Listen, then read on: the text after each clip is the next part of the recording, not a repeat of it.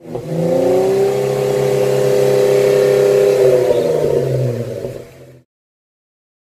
kawan lamban, kita jadi mau komparasi Shockbreaker Omni BP51 Bypass Shock sama TGM 2-way suspension yang kemarin kita sudah lihat dari sisi luarnya. Beberapa memiliki plus minus masing-masing, seperti BP51 bodinya aluminium, nilai plusnya jadi dia lebih ringan dan lebih mudah melepas panas. Kalau TGM kliknya lebih mudah.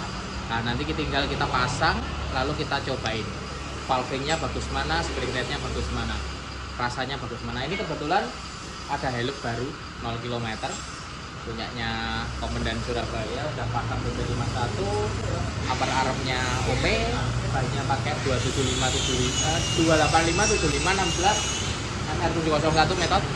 Setupnya begini, lift 2 inch ini beginilah kira-kira, dan Ome BP51 nya di setup untuk mobil ini tanpa ada penambahan bobot kecuali ban, jadi nggak ada bumper, nggak ada apa-apa.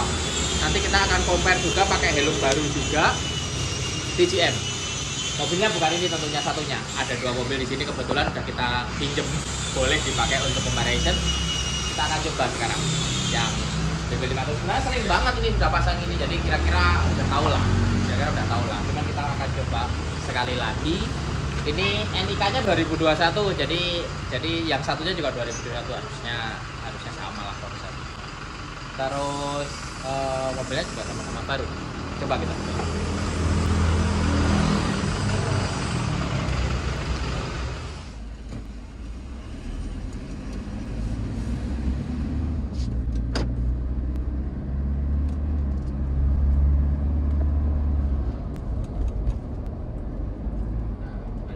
Itu karakternya begini.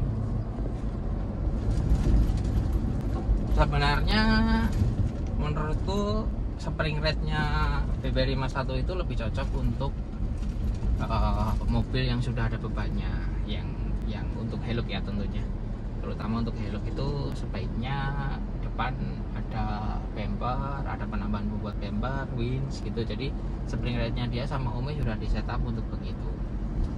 Terus mobil ini kita modifikasi juga, yang per belakangnya kita ganti lembar nomor 34 itu punyanya Kijang LGX, jadi relatif lebih empuk. Kalau pas kosong gini enak banget. Ini bawa trail gitu juga masih oke. Cuman yang depan agak terlalu keras menurut saya. Kalau dipasang bumper pas, oke. Tapi mobilnya stabil banget. Tapi ya jauh daripada kalau shocknya masih pakai standarnya. Setupnya memang posisi paling rendah, ini sudah paling rendah, masih agak keras sedikit. Cuman kalau pakainya di jalan raya oke banget. Tapi kalau dipakai untuk ya jalan-jalan yang light off road gitu, menurutku sedikit lebih keras. Kalau dipakai off road sekalian enak banget. Cuman akan pas di saat memang ada beban, ada bumper depan, ada bumper belakang, terus dipasangin winch gitu, mungkin bed track gitu. Itu BP51 di Hilux Revo yang baru ini spring rate-nya oke. Beda karakter saat dipasang di Foranger pas banget, walaupun dia tidak pakai bumper tapi pas. Cruiser pas menurutku. VX80 oke banget, VX80 sudah pas. Cuman memang di satu ini, di Hilux ini agak keras kalau kosongan ini. Nah, besok kita coba bagaimana sih karakternya TGM 2-way suspension.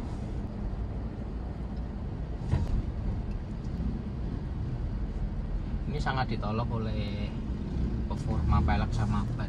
Bannya pakai BFG, peleknya ring 16 lah, jadi profil bannya bisa 75, tebal banget. Itu sangat menolong.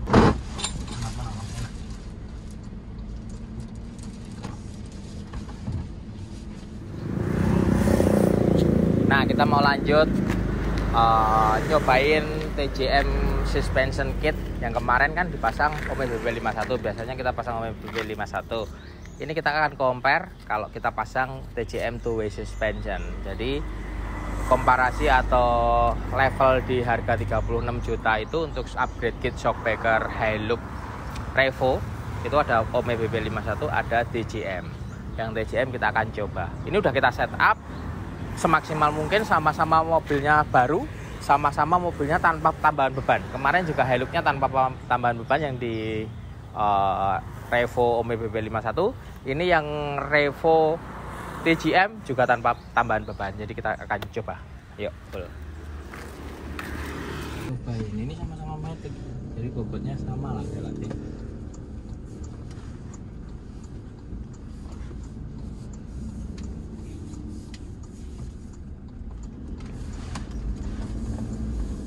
Coba dites jalanannya.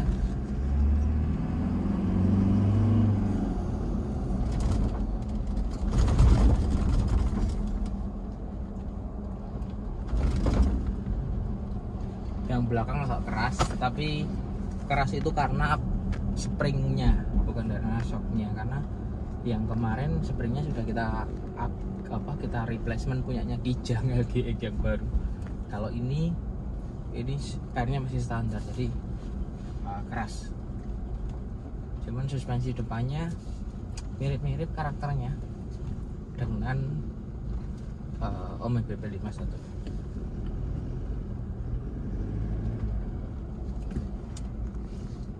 Coba di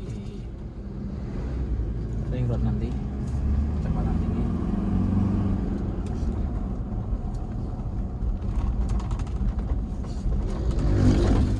Hal yang paling dasar bedain antara per daun sama shock ini gimana, Pak? Mungkin enggak, jadi teknologinya sama, teknologinya mirip banget antara BB51 dengan TJM itu.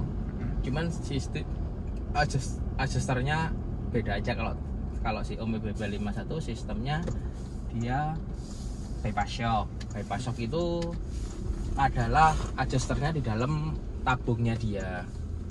Terus kalau ini di luar tabungnya, jadi namanya two way suspension. Sebenarnya fungsinya sama aja, mirip-mirip. Dia bisa ngatur rebound sama compression.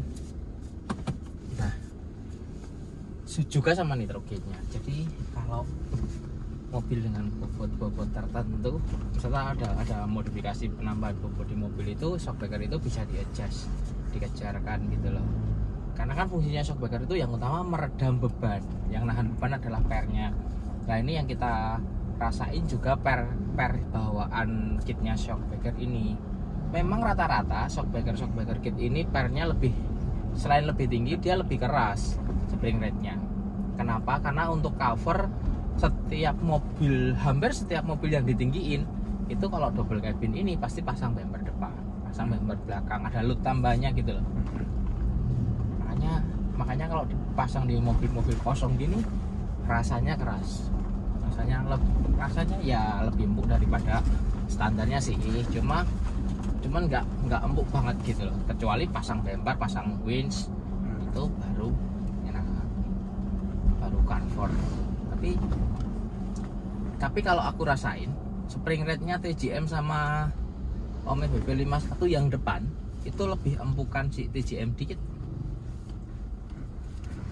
Rasanya mobilnya lebih empuk gitu yang depan. Nah belakang itu sebenarnya bisa diempukin dengan cara spring rate-nya ini leaf springnya, per daunnya itu diganti yang lebih tipis.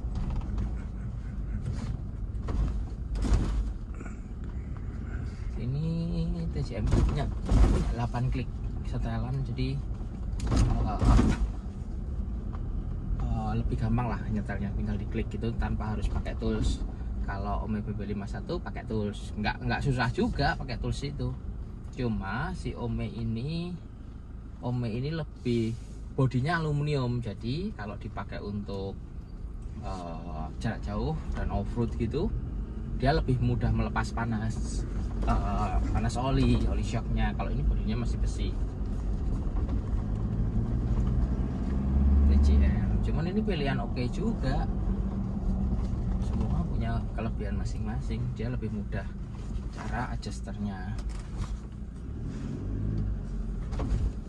Mungkin shockbreaker ini akan lebih, dua buah shockbreaker ini, dua merek ini akan lebih perform atau lebih dibutuhkan di saat mobilnya sudah dimodifikasi.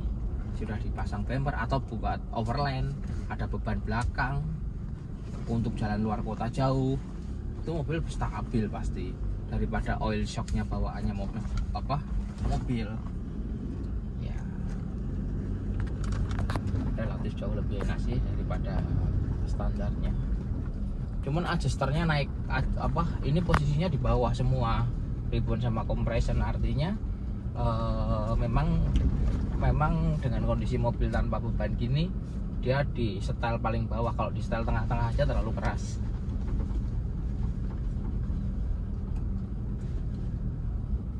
Nanti kita coba di ring road, semoga gak begitu ramai jadinya.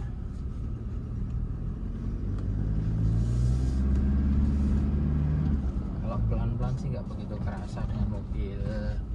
Perbedaannya ya antara TCM sama Ome BB51 di saat mobilnya kosong gini,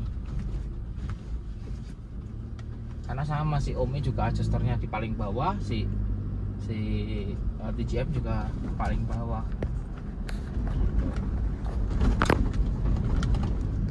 Cuman memang Hilux ini ampun per belakangnya.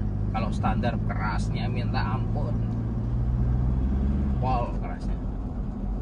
Memang buat beban ya, buat bisa membawa beban sampai dengan 500 kiloan. Mungkin kalau dikasih beban 200 kilo gitu baru enak di mobil. Cuman kadang-kadang Hilux ini sekarang juga jadi mobil operasional harian yang tanpa harus membawa beban, makanya banyak komplain. Yang lain-lain kita sudah ganti per daun, itu lumayan membantu sih.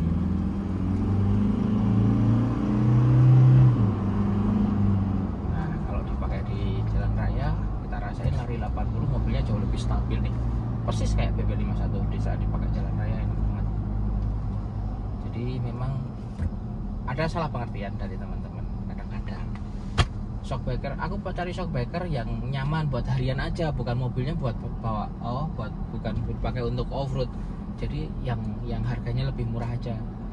Sebenarnya gini, kalau kita mau cari nyaman dipakai untuk harian, shockbreakernya pasti teknologinya lebih tinggi daripada shockbreaker off-road adventure ya, bukan off-road kompetisi ya. Mobil untuk shockbreaker off-road adventure itu yang penting kuat nahan beban, kuat meredam beban mobil itu. Misal VX80 bawa beban mobilnya plus bawa beban itu, bebannya yang dibawa 1,5 ton misal. Shockbreakernya berarti lebih keras, kira-kira 1,5 ton dari standar. Nah, shockbreakernya itu yang penting kuat nahan plus 150 ton itu, 1,5 ton itu. Nggak perlu shockbreaker nitrogen yang canggih-canggih gini. Ome BB51 gitu sebenarnya nggak butuh untuk off-road. Memang kalau dipasang Ome BB51 dia adjuster, bisa disetel, enak banget. Tapi sebenarnya nggak perlu yang ada setelan pun nggak apa-apa. Artinya shockbreaker nggak perlu mahal kalau untuk off-road adventure, ekspedisi gitu. Yang penting sesuai dengan penambahan kekerasan per yang ditambah itu bisa diredam oleh shockbreakernya. Nah, itu foam shell shock aja banyak yang kuat gitu dan harganya nggak mahal. Beda dengan mobil harian gini. Mobil harian gini kalau mau nyaman harus shockbreaker nitrogen, BB51, King Shock, Provider gitu-gitu pasti mahal. Jadi malah justru investasi yang mahal itu kalau cari nyaman untuk mobil harian. Bukan mobil off-road tambah mahal, enggak sebenarnya. Mobil off-road itu yang penting kuat nahan beban aja. Kita off-road berapa sih kecepatannya di dalam trek gitu kan. Cuman mobil off-road pakai shockbreaker mahal ya lebih mudah settingnya, karena shockbreaker nitrogen ini bisa di revolving, bisa di adjust gitu. Tapi ada beberapa mobil yang dua alam, overland mobil bisa dipakai harian enak, dipakai off-road yang enak. Nah, itu yang PR, kita harus banyak custom di situ. Sangat menyesuaikan kebutuhan bobotnya berapa, baru sistem peredamnya disesuaikan shockbreakernya.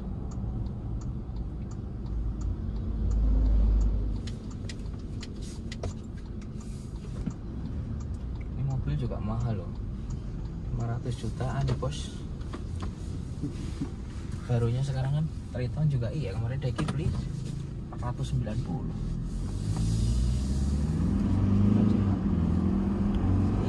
Iya, enak lebih ngegrip, lebih smooth dia meredam bebannya itu lebih smooth, jadi rasanya lebih ngegrip. Sebenarnya nggak gini.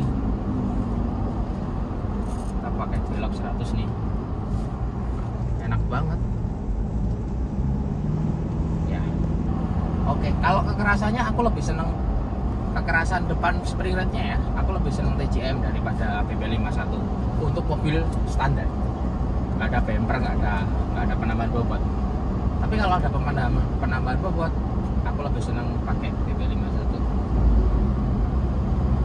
Karena include itu, jadi kita beli kit itu dapat spring rate depan. Kalau belakang ini memang harus di-adjust.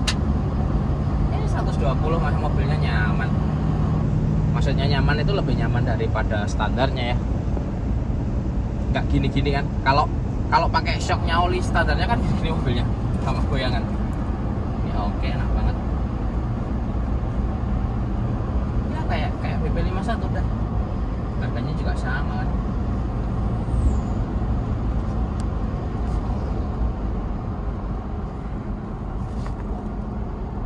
Kalau ada beberapa tipe orang yang sensitif itu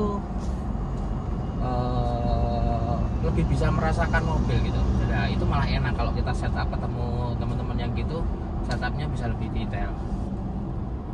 Dia bisa merasakan, tapi ada yang kurang bisa merasakan. Kadang bilang ini kekerasan, kita ampukin kok tambah keras ya. Kadang-kadang gitu juga.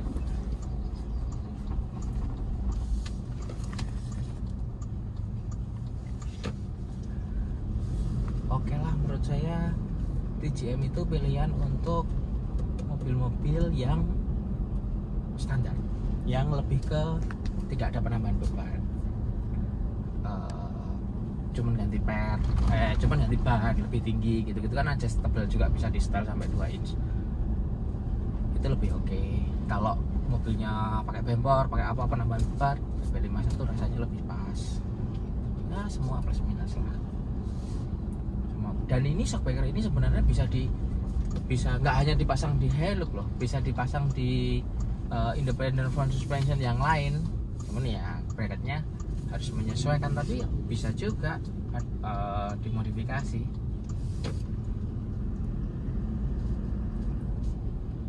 Karena dengan two-way suspension, teknologi itu relatif tidak mahal dengan harga 36 jutaan. Dibanding kita beli King Shock misal. King Shock 36 juta baru dapat depan aja, belum dapat belakang. Bahkan nggak boleh depan ya. Jadi PP51 sama TCM itu sebenarnya dibanding teknologinya dia suatu shockbreaker kit yang murah.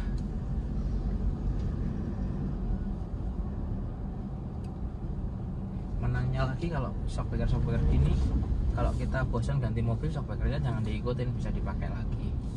Terus kalau kita mau merubah mobil, hari ini kita standar, besok kita langsung pasang jadi mobil kit overland. Shockbreakernya support karena tinggal di adjuster aja tanpa harus ganti shock. Besok pulang overland, copotin semua partnya, standar lagi buat harian. Ya udah, shockbreakernya tinggal setup aja. Ya menurutku sih worth it untuk harga segitu untuk mobil ini.